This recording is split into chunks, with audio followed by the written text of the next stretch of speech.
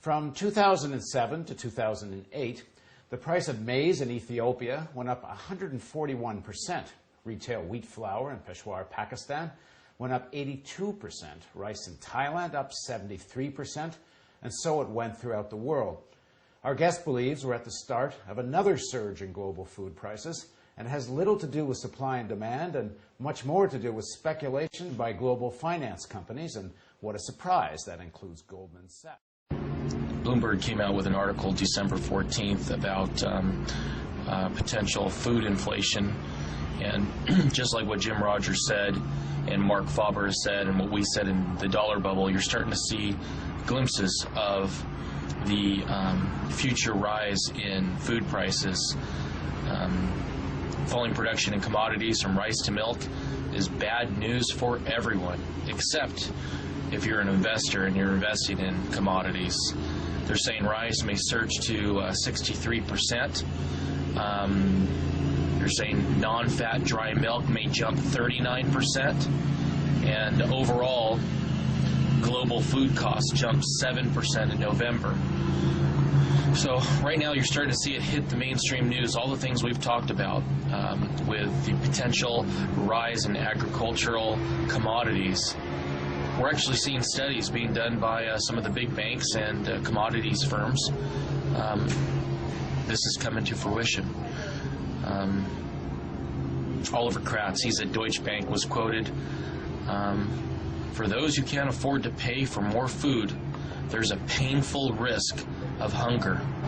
And here's what's happening, guys. There will be an effect for all the stimulus packages, the TARP stimulus packages, the bailouts. China is doing their bailouts. Central banks all across the world are doing bailouts. There will be an effect upon prices. You just cannot say there will be no effect. As the economies in these other countries start to turn around, you're going to see a huge demand for food in places like China with 1 billion people, India, and the former third world, who now is becoming second world.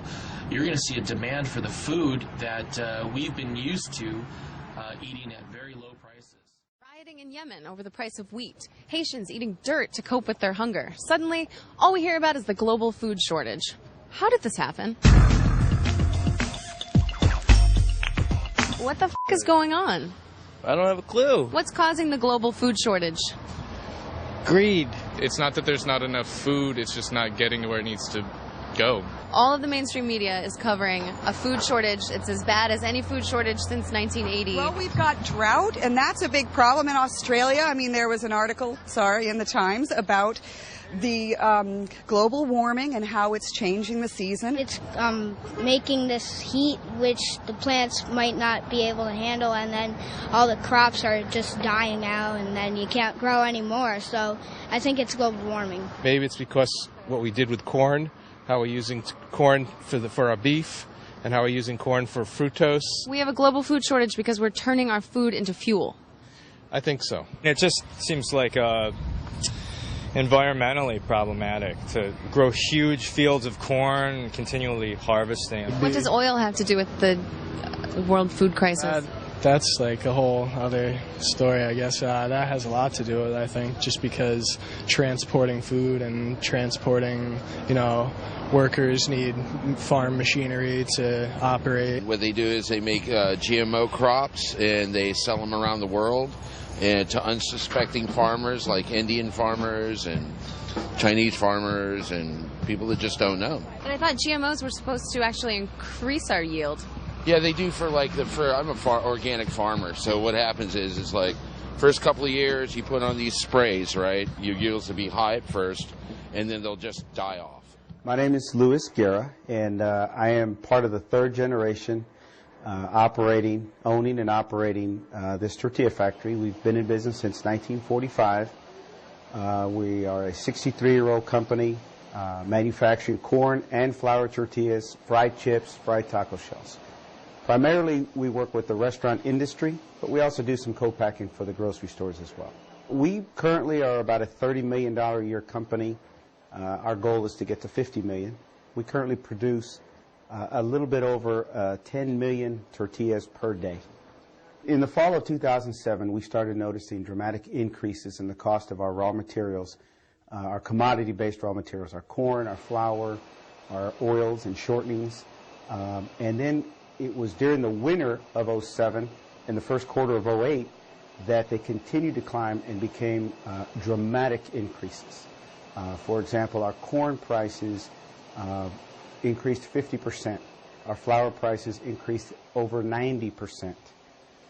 So with those two alone, we were facing some big challenges on how we were going to manage a profitable year, a bottom line, with such increases.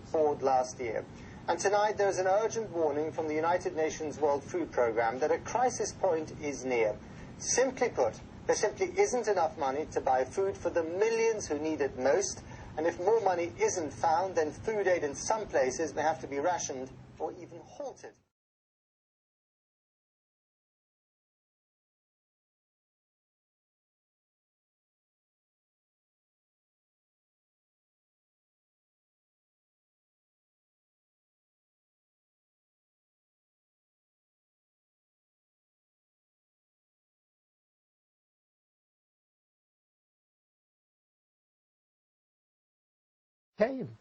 In other words, you're putting back in the earth what belongs there. Even if the energy mix that you recommend can be pursued and can be developed, you say there's still a profound problem. And the profound problem is that there are too many people living on planet Earth. Would you say that you actually welcome the idea that over the next 100 years the world's population, by one means or another, will be cut dramatically? I'm afraid so. I think the word likely I would use is... But my question was, do you welcome it? Oh, no, of course I don't welcome it. Because we currently have a population, what, of about 6.5, getting on for 6.5 billion people on the planet. A bit more than that already. I think it's about 6.8. Is it? Well, and I know the projections are that it's going to go up to 9 billion by the sort of halfway point in the 21st century. So what do you think is a viable figure that Gaia, that the planet can sustain? I would guess, living the way we do, not more than 1 billion, probably less. We do not more than 1 billion, probably less. We do not more than 1 billion, probably less.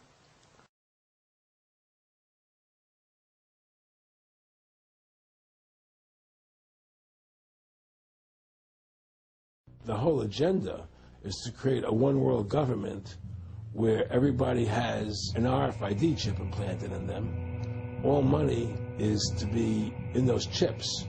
And this is getting me straight from Rockefeller himself. This is what they want to accomplish. Aaron, what do you think women's liberation was about? We, the Rockefellers, funded that. We funded women's lib. They do whatever they want to do. They do whatever they want to do. What we want doesn't matter anymore. It's their agenda, it's their plans that matter. They have all the money they want. They can make all the money they want. They have a machine that can make all the money. It's not about money. It's about control. It's about their vision of how they want to see the world.